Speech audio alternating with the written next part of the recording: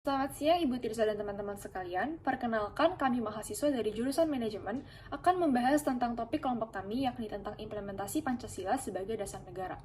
Berdasarkan situs laman dari Universitas Erlangga mengenai implementasi Pancasila sebagai dasar negara, Pancasila ini sebagai suatu ideologi yang tidak bersifat tertutup dan kaku, melainkan Pancasila ini tuh bersifat dinamis dan juga terbuka. Hal ini berarti ideologi Pancasila ini bersifat aktual, dinamis, antisipatif, dan senantiasa mampu menyesuaikan dengan perkembangan zaman, iptek, serta dinamika perkembangan aspirasi masyarakat. Keluasan dan fleksibilitas serta keterbukaan yang dimiliki oleh ideologi Pancasila ini menjadikan Pancasila tidak ketinggalan zaman dalam tatanan sosial.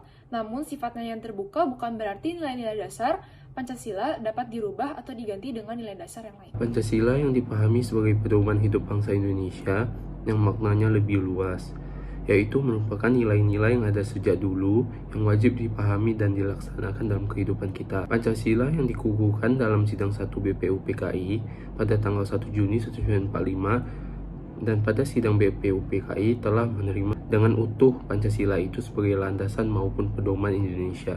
Dalam keputusan sidang PPKI, kemudian pada tanggal 18 Agustus 1945, Pancasila telah dicantumkan dengan sah dalam pembukaan UUD Indonesia dan UUD 1945. Implementasi dari sila-sila yang terdapat dalam Pancasila pasca gerakan reformasi 1998 hingga sekarang mengalami degradasi yang serius. Pada sila pertama, semua orang berhak memeluk agama tanpa ada paksaan dari pihak lain. Tidak boleh menistakan agama lain dan menjunjung tinggi kerukunan umat beragama. Sila kedua yang dilanggar yaitu kemanusiaan yang adil dan beradab, di mana semua warga negara Indonesia memiliki hak yang sama dalam pemenuhan kesejahteraan, kehidupan yang layak, persamaan hal dalam politik, kesetaraan dalam hukum, dan hal-hal lain yang diatur dalam undang-undang tanpa melihat suku dan ras. Persatuan Indonesia, banyak sekali tindakan terorisme dan tindakan makar yang dilakukan oleh sekelompok orang dengan mengatasnamakan agama. Dan tujuan mereka melakukan hal tersebut adalah karena mereka ingin memisahkan wilayah dari NKRI. Hal tersebut tentunya sangat bertentangan dengan sila ketiga bangsa Indonesia, yaitu Persatuan Indonesia. Dan dikarenakan banyaknya tindakan terorisme, maka terjadilah disintegrasi bangsa di lingkup kecil di kota-kota besar maupun kota kecil. Seperti contohnya banyak sekali pelajar-pelajar yang melakukan tawuran. Padahal sebenarnya asal mereka melakukan hal tersebut dikarenakan masalah yang sangat sepele. Kemudian dalam sila keempat yaitu kerakyatan yang dipimpin oleh hikmah kebijaksanaan dalam permusyawaratan perwakilan, terdapat banyak sekali kasus yang menunjukkan penurunan nilai sila tersebut. Semua sengketa tidak diutamakan diselesaikan dengan musyawarah untuk mencapai mufakat. Tetapi banyak masyarakat yang terdapat melakukan bypass dengan demonstrasi, anarkisme, dan aroganisme demi tercapainya dan terpenuhinya tuntunan yang kadang dipaksakan. Keadilan sosial bagi seluruh rakyat Indonesia yang merupakan sila terakhir dalam Pancasila, tujuannya secara umumnya adalah pemerataan kesejahteraan dan keadilan sosial bagi seluruh warga negara Indonesia. Rakyat Indonesia berhak mendapatkan penghidupan yang layak, penghormatan terhadap HAM, perlindungan keamanan dan hukum, lingkungan sosial yang sehat, dan hal lain yang berkaitan dengan kesejahteraan seluruh warga negara. Namun hal tersebut salah satunya dicederai dengan tingginya angka korupsi di Indonesia. Kunci dalam pengimplementasian Pancasila dalam kehidupan bernegara dan berbangsa di Indonesia adalah harus adanya integrasi nilai-nilai yang ada dalam Pancasila ke dalam seluruh aspek kehidupan di masyarakat, yaitu sistem pendidikan, sistem politik, pertahanan, keamanan, sistem ekonomi, dan kehidupan sosial berbangsa dan bernegara. Dengan terintegrasinya Pancasila, maka transformasi menuju bangsa yang makmur, sejahtera, berbineka tunggal ika agar lebih cepat terwujud dalam kesatuan wilayah Indonesia. Apa sih kontribusi yang dapat dilakukan oleh pemerintah, sebagai masyarakat juga, terus sebagai generasi penerus bangsa juga. Nah, apa yang bisa kita berikan, ya kan, kontribusi kita. Yang pertama itu dari pemerintah. Nah, sebenarnya secara yuridis konstitusional, ya, kedudukan Pancasila itu sudah jelas. Karena memang Pancasila itu kan dijadikan sebagai pandangan hidup. Ini misalkan ya, kita jadikan landasan dasar dalam kehidupan ketatanegaraan kita.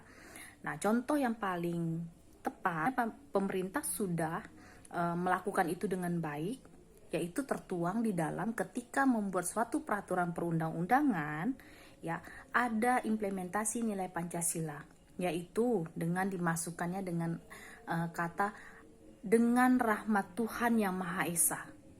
Nah, itu adalah suatu bentuk kontribusi, ya, yang sudah dilakukan oleh pemerintah kita dalam mengimplementasikan nilai-nilai Pancasila dalam kehidupan ketatanegaraan kita. Ada undang-undang yang mengatur tentang hak asasi manusia dan itu masuklah ke dalam sila kedua. Ya kan, hak asasi manusia Undang-Undang Nomor 39 Tahun 99. Nah, terus juga yang berkaitan misalkan dengan persatuan dan kesatuan bangsa, ada pemahaman multikultural. Ya kan, pemahaman di mana memberikan sosialisasi, pemahaman berkaitan dengan pentingnya menjaga persatuan dan kesatuan. Nah, terus juga ada yang namanya musyawarah mufakat, ya kan. Nah, musyawarah mufakat ini kan juga termasuk implementasinya, yaitu sila keempat. Nah, serta bersikap adil, arti memberikan kesempatan kepada siapa saja, ya, untuk bisa entah itu duduk di pemerintahan kah, untuk mendapatkan kesejahteraan dan sebagainya. Nah, jadi kalau dari segi pemerintah sebenarnya itu sudah tertuang jelas di dalam konstitusi kita, ya, yang mengatakan, yang menjamin juga, ya, bahwa setiap warga negara itu hak-haknya dilindungi, ya, dan juga baik itu secara hukum maupun secara umum, ya. Kalau dari masyarakat lebih kepada bagaimana menerapkan atau menjiwai nilai-nilai Pancasila dalam kehidupan bermasyarakat, seperti adanya toleransi, saling menghargai, gotong royong, musyawarah mufakat, ya, menjamin keteraturan di masyarakat dan ketertiban, saling menjaga. Itu juga merupakan salah satu peran serta, ya, implementasi Pancasila yang bisa dilakukan oleh masyarakat. Dari hal sederhana seperti itulah yang akhirnya nanti menimbulkan yang namanya persatuan dan kesatuan. Nah, masyarakat juga punya andil yang sangat penting di sini.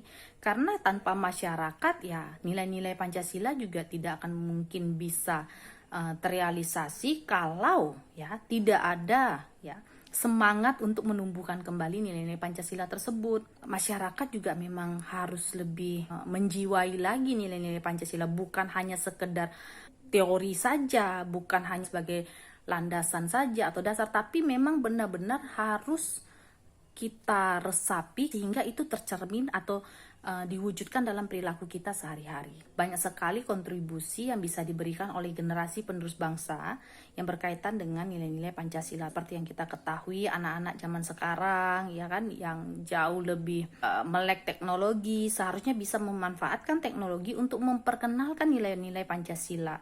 Nah, dengan cara seperti apa? Banyak cara yang bisa dilakukan. Seperti entah revitalisasi Pancasila dengan sesuatu yang lebih menarik sehingga orang tertarik, ya kan, untuk lebih mempelajari lagi apa artinya toleransi, apa artinya keberagaman, bagaimana pengamalan nilai sila pertama, sila kedua sampai dengan sila kelima. Generasi muda, ya, harus lebih mengutamakan, menjunjung tinggi nilai-nilai Pancasila, dan itu tertuang dalam perilaku. Jadi banyak hal-hal positif atau hal-hal yang sifatnya kreatif yang bisa dilakukan oleh remaja. Teknologi harusnya bisa memanfaatkan ini untuk lebih terus melestarikan nilai-nilai Pancasila dan memperkenalkannya kepada generasi yang lainnya. Menurut Ibu, apa saja kontribusi yang dapat diberikan oleh pemerintah pusat atau daerah kepada masyarakat umum maupun generasi muda terhadap implementasi topik yang kami sedang bahas ini? Permasalahan sekarang itu adalah, ya, bagaimana nilai-nilai Pancasila itu bisa berakar, ya, di dalam setiap generasi muda. Ya, kenapa Ibu lebih menekankan ke generasi muda, ya? Karena memang generasi muda, ya, itu adalah penerus suatu negara. Jadi di sini perlu adanya revitalisasi Pancasila. Revitalisasi ini kan karakat dan juga bagi generasi penerus bangsa. Nah, untuk merevitalisasi, ya, Pancasila itu perlu diajarkan kembali. Kaitannya juga dengan pembuatannya juga itu harus ada evaluasi dari kebijakan publik. Bagaimana menurut Ibu kontribusi tersebut dapat terlihat secara nyata dalam kehidupan berbangsa dan bernegara? Pemerintah itu jelas ada upaya-upaya yang dilakukan bagaimana caranya supaya nilai-nilai Pancasila ini juga bisa masuk dalam praktik penyelenggaraan pemerintah. Ketika Indonesia ingin menjalin hubungan kerjasama internasional, landasan ideal untuk pelaksanaan Pancasila itu adalah sila kedua dan sila ketiga. Artinya, ketika mau melaksanakan atau melakukan hubungan kerjasama dengan negara lain aja, ya kita ada landasan idealnya, yaitu Pancasila sila kedua dan ketiga. Artinya, kamu boleh saja melakukan hubungan kerjasama dengan negara saya dengan catatan tidak boleh melanggar yang namanya sila kedua. Jangan sampai ketika kamu melakukan hubungan kerjasama dengan negara saya dapat memecah belah persatuan dan kesatuan bangsa. Dari warga negara, hal itu dapat dilihat dari adanya toleransi, menghargai, musyawarah mufakat, itu sebenarnya sudah sangat mencerminkan. Sedangkan dari generasi muda banyak sekali yang bisa kalian lakukan. Anak muda itu banyak sekali pemikiran-pemikiran, inovasi yang dapat mengembangkan nilai-nilai Pancasila ini agar lebih menarik, bisa menjiwai nilai-nilai Pancasila. Itu banyak hal yang bisa dilakukan. Tidak harus dalam bentuk seperti belajar saja di universitas atau di sekolah, tetapi kalian bisa membuat seperti konten-konten yang sifatnya mengajak bagaimana cara kita untuk menerapkan nilai-nilai Pancasila. Dari kegiatan ini, saya belajar bahwa implementasi Pancasila hidup dalam seluruh aspek kehidupan yang ada di masyarakat Indonesia. Dengan terintegrasinya nilai-nilai dalam Pancasila dalam kehidupan sehari-hari, maka perubahan untuk mendekati yang lebih baik, seperti bangsa sejahtera, penghormatan HAM, serta hukum yang lebih tegas akan segera terbentuk dalam NKRI. Bersama dengan perubahan itu, masyarakat juga mampu beradaptasi akan lingkungan yang baru dengan kehidupan yang berlandaskan Pancasila. Jadi dari kegiatan ini, saya tahu bahwa Pancasila itu berpengaruh banyak terhadap dasar negara Indonesia. Seperti yang kita ketahui, Indonesia ini kan terdiri dari berbagai macam suku, agama, dan ras yang berbeda-beda. Dan karena adanya perbedaan itu, ada dampak yang cukup besar bagi persatuan bangsa. Oleh karena itu, nilai-nilai Pancasila perlu ditanam dalam setiap individu untuk melakukan kehidupan sehari-hari. Karena menurut saya, jika Pancasila dapat ditanam dalam kehidupan masyarakat sehari-hari, maka transformasi menuju bangsa yang makmur dan bersatu itu akan lebih cepat terwujud di negara kita. Selain itu, ikatan persatuan juga akan menjadi lebih erat di dalam negara kita. Maka dari itu, implementasi Pancasila sebagai satu dasar negara itu sangat penting dalam perwujudan persatuan Indonesia. Mengimplementasikan Pancasila sebagai dasar negara memiliki pengaruh yang sangat besar dalam kehidupan berbangsa dan bermasyarakat kita. Di Indonesia, Pancasila digunakan sebagai pedoman hidup kita, yang berarti bahwa semua hal dan hukum yang ada di Indonesia harus sesuai dan tidak bertentangan dengan nilai-nilai yang ada di Pancasila. Hal ini juga berarti bahwa kehidupan kita harus sesuai dan sejalan dengan nilai-nilai Pancasila. Dampak yang dapat kita rasakan dari hal tersebut adalah kita diajarkan untuk saling menghargai dan mengakui keberagaman dan perbedaan ras, suku, agama yang ada di Indonesia. Kita juga diajarkan untuk saling bertoleransi dan menjaga persatuan. Karena hal-hal tersebut melambangkan dan mencerminkan nilai-nilai yang terdapat dalam Pancasila. Pancasila itu sangat penting karena Pancasila sebagai dasar negara berarti Pancasila menjadi pedoman bagi seluruh masyarakat Indonesia. Nilai-nilai yang terkandung di dalam Pancasila adalah nilai yang berdasar untuk dijadikan sebagai pedoman peraturan dan dasar dari norma-norma hukum yang berlaku di Indonesia. Pancasila sebagai dasar negara merupakan hal yang sangat penting karena dasar negara Indonesia adalah Pancasila dan kita selalu melakukan segala satu dilandaskan dengan Pancasila. Dengan adanya Pancasila sebagai dasar negara, maka bangsa kita dapat bersatu sehingga walaupun ada oknum-oknum lain yang ingin menjatuhkan, memecah belahkan Indonesia, maka mereka tidak akan dapat melakukannya jika kita tetap berteguh kepada nilai kita, yaitu Pancasila. Nilai-nilai Pancasila juga harus ditanamkan sejak dini kepada seluruh warga negara Indonesia, karena dengan begitu kita dapat menciptakan suatu bangsa yang makmur dan juga penuh dengan rasa toleransi antar sesama. Sehingga menurut saya implementasi Pancasila sebagai dasar negara merupakan hal yang sangat penting. Dan jika kita tidak menerapkan Pancasila dalam kehidupan sehari-hari, maka bisa saja timbul masalah yang tidak kita inginkan yang dapat merugikan diri sendiri maupun orang lain.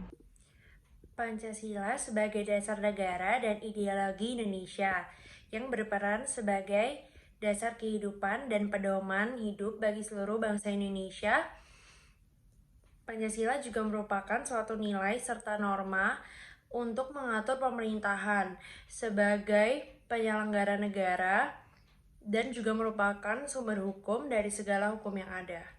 Sebagai WNI, kita tetap menjadikan Pancasila sebagai pedoman hidup kita dan juga sebagai landasan Indonesia supaya tetap menjunjung tinggi nilai kebudayaan Indonesia. Pancasila adalah kesatuan yang tidak dapat dipisahkan.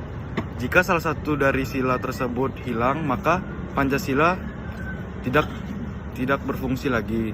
Besarnya arti penting Pancasila sebagai dasar negara tentunya memberikan makna yang sangat dalam bagi segenap rakyat Indonesia. Sekian dari kelompok kami hari ini. Kami ingin mengucapkan terima kasih kepada Universitas Pelita Harapan dan juga Ibu Juliana Tirza Mangilaleng selaku dosen pengampu mata kuliah Pancasila.